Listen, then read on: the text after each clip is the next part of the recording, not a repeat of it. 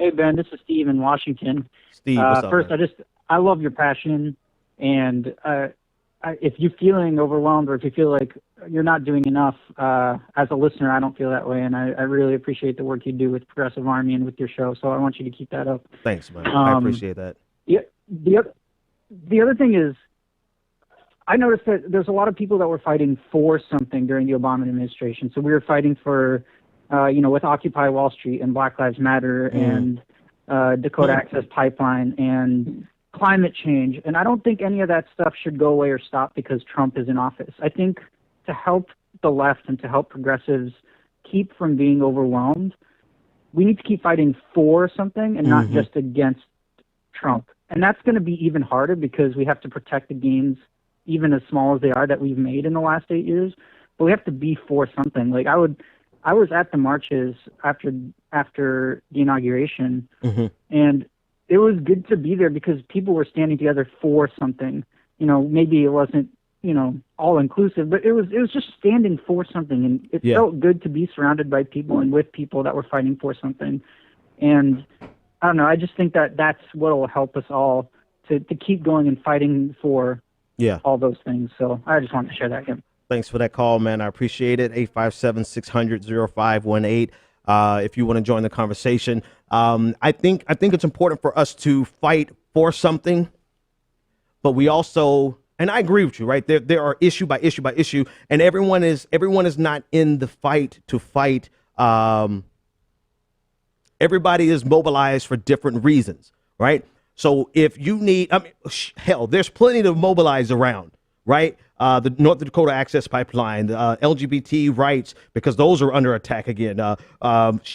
Birth control is under attack, right? The stuff that was solved, that was at least put in proper motion a generation ago, right? There's plenty of things to actually fight for.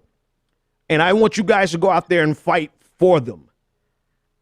I'm going to fight against Trump. Trump must be stopped. Paul Ryan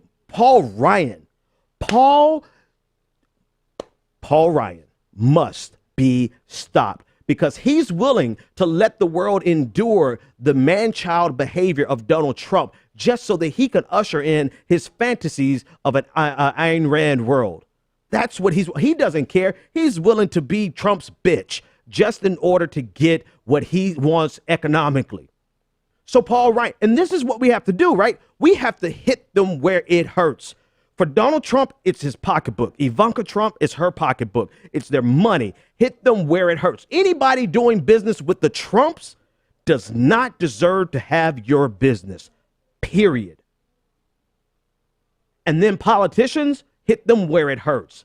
Make them lose their seats. Make them lose their sponsors. Make them lose the people who are donating to them. Don't support the businesses that are donating to them. There's a list out there of every person, every politician who's taken money, corporate money.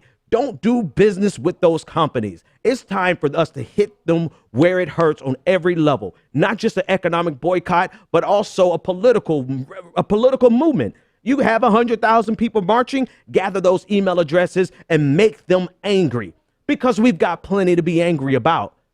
Just in the first 3 days of Trump, we had plenty to fight back against, to fight for, and to stand against. So we're not fear mongering. We're just letting people know shit has already hit the fan in the first 3 days.